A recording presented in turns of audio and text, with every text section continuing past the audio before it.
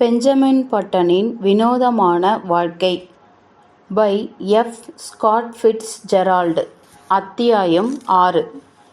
6 மாதம் கழித்து miss ஹில்டிகார்ட்டே மான்கிரிப்புக்கும் mister Benjamin பட்டனுக்கும் நிச்சயதார்த்தம் என்று தெரியப்படுத்தப்பட்டது என்று நான் சொல்கிறேன். ஏனென்றால் அதை அறிவிப்பதை விட தான் வாள் மீது விழுந்து சாகப்போவதாக ஜெனரல் மான்கிரிப் அறிவித்துவிட்டார். பால்டிமோர் சமூகத்தில் ஏற்பட்ட படபடப்பு ஜுரம் உச்சத்தை அடைந்தது. கிட்டத்தட்ட மறந்துவிட்ட பெஞ்சமினின் பிறப்பு கதை மறுபடியும் ஞாபகப்படுத்தப்பட்டது.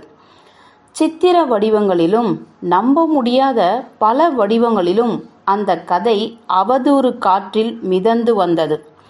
நிஜத்தில் பெஞ்சமின் தான் ரோஜர் பட்டனின் அப்பா என்றும், ரோஜரின் சகோதரன் பெஞ்சமின் 40 வருடங்களாக சிறையில் இருந்திருந்தான் என்றும், பெஞ்சமின் என்பது மாறு வேஷத்தில் இருக்கும் ஜான் வில்க்ஸ் பூத் என்றும் பல வதந்திகள் கிளம்பின. இறுதியாக பெஞ்சமினின் தலையிலிருந்து 2 சிறிய கூம்பு வடிவ கொம்புகள் முளைத்திருக்கின்றன என்றும் சொல்லப்பட்டது. நியூயார்க் செய்தித்தாள்களின் ஞாயிற்றுக்கிழமை இணைப்புகள் இந்த விஷயத்தை பெரிதாக்கின. பெஞ்சமின் தலையை ஒரு மீனோடும் ஒரு பாம்போடும் இறுதியாக ஒரு காத்திரமான பித்தளை உடலோடும் இணைத்து காட்டும் கவர்ச்சியான வரைபடங்களை அவை வெளியிட்டன. பத்திரிகை உலகில் மேரிலாண்டின் மர்ம மனிதன் என்று அவன் அறியப்பட்டிருந்தான். ஆனால் உண்மையான கதைக்கு எப்பொழுதும் போல ஒரு சிறிய வட்டமே இருந்தது.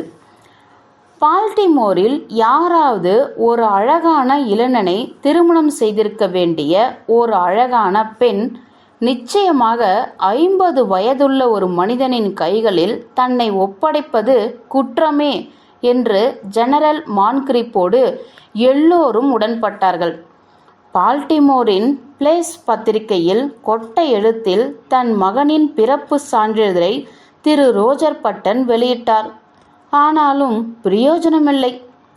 யாரும் அதை நம்பவில்லை.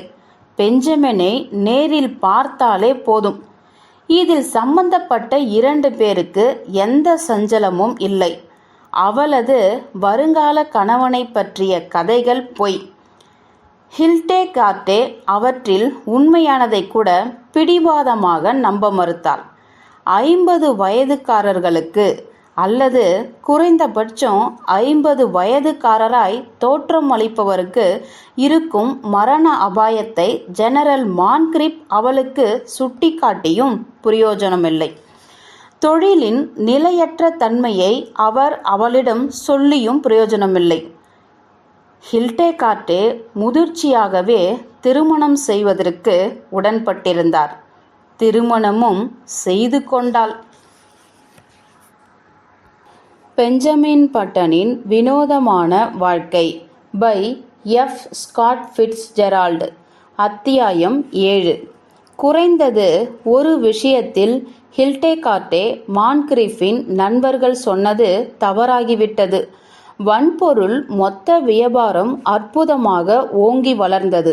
1880 நடந்த பெஞ்சமின் பட்டனின் திருமணத்திலிருந்து 1895 அவன் அப்பா ஓய்வு பெற்றது வரைக்கும் இந்த 15 வருடத்தில் குடும்ப சொத்து இரட்டிப்பானது. அதற்கு முக்கிய காரணம் கம்பெனியின் இளைய உறுப்பினர்தான். இறுதியில் பால்டிமோர் இந்த ஜோடியை தனது நெஞ்சில் வைத்து கொண்டாடியது என்பதை சொல்ல தேவையில்லை. ஜெனரல் மான்கிரிப் எழுதிய உள்நாட்டு போரின் வரலாறு என்ற 20 தொகுதி புத்தகத்தை வெளியிட 9 பிரதானமான பதிப்பகத்தார்கள் மறுத்துவிட்டனர்.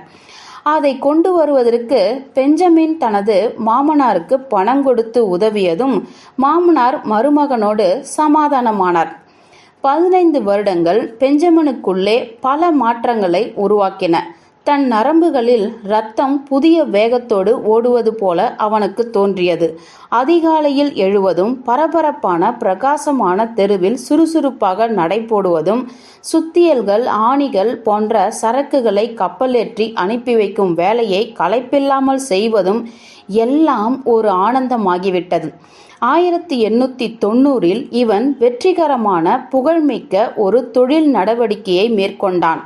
ஆணிகள் ஏற்றுமதி செய்யப்படும் கப்பல்களில் ஆணி பெட்டிகளை அடைப்பதற்கு பயன்படுத்தப்படும் ஆணிகள் எல்லாம் அனுப்புவோருக்கே சொந்தம் என்ற கருத்தை அவன் முன்வைத்தான். அந்த கருத்து சட்டமாகி அது தலைமை நீதிபதி ஃபாசில் என்பவரால் ஏற்றுக்கொள்ளப்பட்டது. அதன் மூலம் ரோஜர் பட்டன் கம்பெனி வன்பொருள் மொத்த வியாபாரத்திற்கு வருடத்திற்கு 600 ஆணிகள் மிச்சமாயின. மேலும் வாழ்க்கையின் சந்தோஷமான பகுதியில் தான் மேலும் மேலும் ஈர்க்கப்படுவதை பெஞ்சமின் கண்டுபிடித்தான். சந்தோஷத்தின் மீது வளர்கின்ற அவனது ஆர்வத்திற்கு பொருத்தமாக பால்டிமோரிலே ஒரு மோட்டார் வாகனத்தை சொந்தமாக ஓட்டும் முதல் மனிதன் அவன்தான் என்ற பெயரை வாங்கினான். அவனை தெருவில் சந்திக்கும் அவனது சமகாலத்தவர்கள் ஆரோக்கியமும் ஆற்றலும் பொங்கி வழியும் ஒரு சித்திரமாக அவன் இருப்பதை பொறாமையுடன் முறைத்து பார்ப்பார்கள். வருடங்கள் ஏற ஏற அவன் இளமையாகிக் கொண்டே இருக்கிறான் என்று அவர்கள் குறிப்பிடுவார்கள். இப்பொழுது 65 வயதான ரோஜர் பட்டன் ஆதியில் முதலில் தன் மகனுக்கு சரியானதொரு வரவேற்பை கொடுக்க தவறினார். அதற்கு பிராயச்சித்தமாக இப்பொழுது அவன் மீது புகழுரைகளை அள்ளி தெளித்தார். இங்கே ஒரு மகிழ்ச்சி இல்லாத விஷயத்திற்கு நாம் வருகிறோம். அதை தாண்டி வேகமாக செல்வது நல்லது. ஒரே ஒரு விஷயம்தான் பெஞ்சமின் பட்டனை கவலையடைய செய்தது. அவனது மனைவி. அவனை ஈர்ப்பது நின்று போய்விட்டது என்பதுதான் அது. அந்த காலகட்டத்தில் ஹில்டேகார்ட்டே ஒரு 35 வயது பெண்ணாக இருந்தாள். 14 வயதில் ராஸ்கோ என்னும் மகன் இருந்தான். திருமணமான புதிதில் பெஞ்சமின் அவளை ஆராதனை செய்தான். ஆனால் வருடம் செல்ல செல்ல அவளின் தேன் நிறத்து முடி கவர்ச்சி இல்லாத பழுப்பு நிறமானது. அவள் கண்களின் மினுமினுப்பான நீல கண்ணாடி சல்லிசான சமையலறை பாத்திரத்தின் தன்மையை ஏற்றுக்கொண்டு விட்டது. மேலும் எல்லாவற்றையும் விட அவள் தனது வாழ்க்கை முறைகளில் ரொம்பவும் ஊன்றி போய்விட்டாள். ரொம்பவும் அமைதியாகிவிட்டாள். ரொம்பவும் திருப்தி அடைந்து விட்டாள். பரபரப்புகளில் கூட சோர்ந்தவளாகிவிட்டாள். சுவைகளில் மிதமாகிவிட்டாள். புது பெண்ணாக இருந்த காலத்தில் அவள்தான் பெஞ்சமினை நடன விழாக்களுக்கும் விருந்து விழாக்களுக்கும் இழுத்து கொண்டு போவாள். இப்பொழுது நிலைமை தலைகீழானது. அவள் அவனோடு வெளியே போகத்தான் செய்தாள். ஆனால் ஆர்வமில்லாமல் ஒரு நாள் நம்முடன் வாழ வந்து இறுதி வரைக்கும் நம்மோடு தங்கியிருக்கும் அந்த நிரந்தர அலுப்பு அவளை ஏற்கனவே தின்ன ஆரம்பித்து விட்டது. பெஞ்சமினின் அதிருப்தி பலமாக வளர்ந்து கொண்டே போனது. இஸ்பானிய அமெரிக்கன் போர் 1898 வெடித்தபோது வீட்டின் மீது நாட்டம் குறைந்து போனதால் அவன் இராணுவத்தில் சேர முடிவெடுத்தான். தன் தொழில் செல்வாக்கை பயன்படுத்தி அவன் கேப்டன் ஆனான். பின் வேலையில் தன்னை ஈடுபடுத்தி கொண்டு மேஜர் ஆனான்.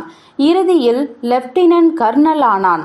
அப்பொழுதுதான் அவன் புகழ்பெற்ற ஜான் ஜுவான் ஹில் யுத்தத்தில் பங்கெடுத்து கொண்டான்.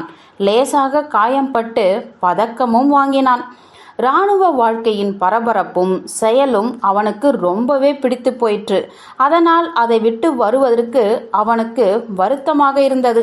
ஆனால் தொழிலில் அவன் கவனம் செலுத்த வேண்டிய தருணம் வந்தது. அதனால் பதவியை ராஜினாமா செய்துவிட்டு வீடு திரும்பினான். ரயில் நிலையத்திலிருந்து பேண்டு வாத்தியம் முழங்க அவன் வரவேற்கப்பட்டான். பலத்த காவலோடு வீடு திரும்பினான். பெஞ்சமின் பட்டனின் வினோதமான வாழ்க்கை பை எஃப். ஸ்காட் ஃபிட்ஸ்ஜெரால்டு. அத்தியாயம் 8. பெரியதோர் பட்டுக்கொடியை ஆட்டிக்கொண்டே ஹில்டேகார்ட்டே அவனை வீட்டு வாசலில் வரவேற்றாள். அவன் அவளுக்கு முத்தமிட்ட போது இந்த 3 வருடங்கள் அவளுக்குள் பெரும் பாதிப்பை ஏற்படுத்திவிட்டன என்று நினைத்தான். வருந்தினான். அவள் இப்பொழுது 40 வயது பெண். தலையில் மெல்லிய சாம்பல் நிற முடிகள். அந்த காட்சி அவனை சோகப்படுத்தியது. தன் அறைக்கு சென்றவன் கண்ணாடியில் தன் உருவத்தை பார்த்தான். கிட்ட போய் தன் முகத்தை பதற்றத்துடன் உற்று நோக்கினான். ஒரு கணம் கழித்து போருக்கு முன்னால் சீருடையில் தான் எடுத்துக்கொண்ட புகைப்படத்தோடு முகத்தை ஒப்பிட்டான். அடக்கடவுளே என்றான் சத்தமாக. அது தொடர்ந்து நடந்து கொண்டிருக்கிறது, சந்தேகமே இல்லை. இப்பொழுது அவன் 30 வயது ஆணாக தோன்றினான். பதில் அவனுக்குள் அசௌகரிய உணர்வு ஏற்பட்டது. அவன் இளைஞனாக வளர்ந்து கொண்டிருக்கிறான். வருடக்கணக்கிலான வயதுக்கு பொருத்தமாக தனது உடல் வயது வந்தவுடன் அவனது பிறப்பில் நிகழ்ந்த இந்த கோமாளித்தனமான அதிசய நிகழ்வு இயங்குவது நின்று போய்விடும் என்று அவன் இதுவரை நம்பியிருந்தான். நடுநடுங்கினான். அவனது தலைவிதி படுபயங்கரமாக நம்ப முடியாததாக தோன்றியது. மாடியிலிருந்து இறங்கி அவன் கீழே வந்தபோது ஹில்டேகார்ட்டே அவனுக்காக காத்து கொண்டிருந்தாள். எரிச்சல் அடைந்தவள் போல தோன்றினாள். கடைசியில் ஏதோ தவறு நடந்திருக்கிறது என்பதை அவள் கண்டுபிடித்து விட்டாளோ என்று அவன் சந்தேகித்தான். தங்களுக்கிடையில் இருந்த விரிசலை தீர்க்கும் பொருட்டு அவன் சாப்பிடும்போது அந்த விஷயத்தை பேச ஆரம்பித்தான். மென்மையான வழி என்று அவன் நினைத்து கொண்ட வழியில் நல்லது என்று லேசாக ஆரம்பித்தான். முன்னைவிட இப்பொழுது நான் ரொம்பவும் இளமையாக இருப்பதாக எல்லோரும் சொல்கிறார்கள். ஹில்டேகார்ட்டே அவனை ஏளனமாக பார்த்தாள். அவள் மூக்கை உறிஞ்சினாள். இது என்ன பெருமைப்படுற விஷயம் என்று நினைக்கிறீர்களா? நான் பெருமைப்படவில்லை என்று அவன் அடித்து சொன்னான், சற்று அசௌகரியமாக. அவள் மறுபடியும் மூக்கை உறிஞ்சினாள். கருத்து இதுதான் என்று சொல்லிவிட்டு ஒரு கணம் கழித்து சொன்னால், இதை நிறுத்துவதற்கு போதுமான பெருமை உங்களுக்கு வரும் என்று நான் நினைக்கிறேன். நான் எப்படி செய்ய முடியும் என்று அவன் கேட்டான். நான் உங்களோடு விவாதம் செய்ய போவதில்லை என்று அவள் திருப்பி அடித்தாள். ஆனால் சில விஷயங்களை செய்வதற்கு நல்ல வழியும் இருக்கின்றது, தப்பான வழியும் இருக்கின்றது. மற்றவர்களை விட வித்தியாசமாக இருக்க வேண்டும் என நீங்கள் முடிவு செய்தீர்கள் என்றால் என்னால் உங்களை திருத்த முடியும் என்று எனக்கு தோணவில்லை. ரொம்ப பரிவும் யோசனையும் உள்ள விஷயம் இது என்று நான் உண்மையாகவே நினைக்கவில்லை. ஆனால் ஹில்டேகார்ட்டே, என்னால் இதை தவிர்க்க முடியாது. உங்களால் முடியும். சும்மா பிடிவாதமாக இருக்கிறீர்கள். மற்றவர்கள் போல் இருக்கக்கூடாதென்று நீங்கள் நினைக்கிறீர்கள். எப்பவும் அப்படித்தான் இருந்திருக்கிறீர்கள், இருப்பீர்கள். எல்லோரும் உங்களை மாதிரியே யோசிக்க ஆரம்பித்து விட்டால் எப்படி இருக்கும்? இந்த உலகம் எப்படி இருக்கும் என்று யோசித்து பாருங்கள். இந்த விரிசலை மேலும் விரிய செய்வது போல புது நூற்றாண்டு முன்னேறி கொண்டே வருகின்ற வேளையில் தனக்குள் வாழ்க்கை சந்தோஷத்தின் மீதான தாகம் அதிகரித்து கொண்டே போவதை அவன் உணர்ந்தான். பால்டிமோரில் எந்த விதமான பார்ட்டி நடந்தாலும் அங்கே அவன் இருந்தான். கல்யாணமான இளம் பெண்களில் மிக அழகானவர்களுடன் நடனமாடினான். புதிய அறிமுகங்களில் மிகவும் புகழ் பெற்றவர்களுடன் பேசினான். அவர்களுடன் இருப்பது அவனுக்கு கவர்ச்சியாக இருந்தது. அதே சமயம் தீய சகுனமாக ஒரு பணக்கார முதிய விதவையாக தோன்றும் அவனது மனைவி மற்ற மூதாட்டிகளோடு இருப்பாள். ஒரு கணம் திமிர்த்தனமாக வெறுப்புடன் பார்ப்பாள். மறுகணம் அவனை தீர்க்கமான குழப்பமான வசைப்பாடும் கண்களால் பின்தொடர்வாள். இங்கே பாருங்கள் என்று மக்கள் சொல்வார்கள். பாவம், இந்த வயதில் அந்த இளைஞர் 45 வயது பெண்ணிடம் மாட்டிக்கொண்டான். அவளை விட அவன் 20 வயது சின்னவனாக இருப்பான். மக்கள் மறப்பது தவிர்க்க முடியாத வழக்கம்தான். அப்படித்தான் அவர்களும் மறந்தார்கள்.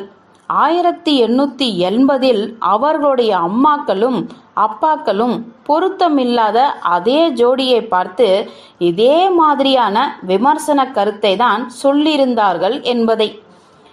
வீட்டில் பெஞ்சமினுக்கு இருந்த சந்தோஷமின்மையை அவனது புதிய ஆர்வங்கள் ஈடுகட்டியது.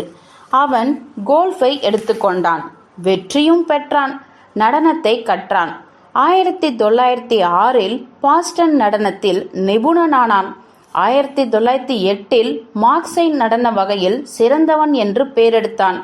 1909 அவனது காசால் வாக் நடனம் நகரத்திலுள்ள ஒவ்வொரு இளைஞனுக்கும் பொறாமையை தூண்டியது. வாஸ்தவத்தில் அவனது சமூக செயற்பாடுகள் ஓரளவு அவனது தொழிலை பாதித்தது. ஆனால் வன்பொருள் மொத்த வியாபாரத்தில் அவன் 25 வருடமாக கடுமையாக உழைத்திருக்கிறான். அதை தன் மகன் ராஸ்கோவிடம் ஒப்படைக்க அவன் எண்ணியிருந்தான். அவன் மகன் சமீபத்தில்தான் ஹார்வர்டில் பட்டதாரியாகியிருந்தான்.